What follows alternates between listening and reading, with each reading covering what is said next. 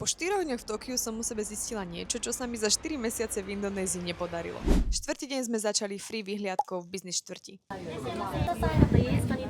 Podľa ChatGPT tam malo byť menej turistov a fakt to bol rozdiel oproti iným atrakciám. Dostali sme chuť na ramen a z obedu sme sa prešli do šintoistického chrámu Jingu, neviem, kde sme náhodou stihli aj tento tradičný svadobný príchod. Na TikToku som našla tip na organickú maču. Už sme sa naučili, že na všetko dobre sa tu čaká aspoň 20 minút, tak sme to vystali a oplatilo sa.